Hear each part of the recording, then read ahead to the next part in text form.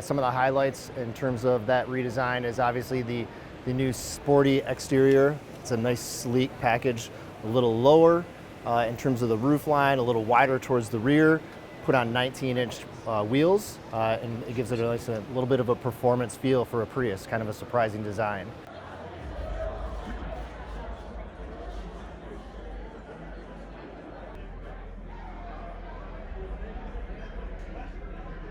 More horsepower on the Prius hybrid model this time around, 196 horsepower.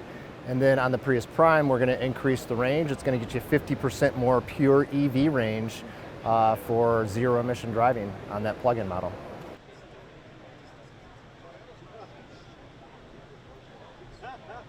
It's absolutely true that Toyota has moved into full electrification slower than some of its rivals. It would argue very strongly that that's a deliberate move about using the world's battery resources to their best effect. Better to get them in lots of cars where they're used in their entire capacity every single day than having these large electric vehicles that can go hundreds of miles but perhaps don't drive hundreds of miles every single day.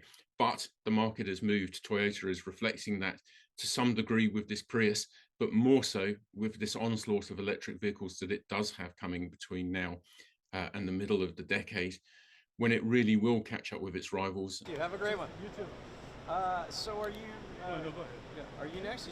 I think Toyota's always been caught between two sides on design. Some people have criticized it for building bland refrigerators on wheels. Some people have criticized it for going too far when it's tried to counteract that by creating these quite challenging shapes. I think the Prius needed to stand out. You have to remember it was a standard bearer and a trailblazer for the hybrid technology. It needed to look different in order for people to understand that underneath it was different. I think what we have now is a much more grown-up version of that design. It's evolved now into a car that is a mass market vehicle, achieving really the electric goals of many of its competitors.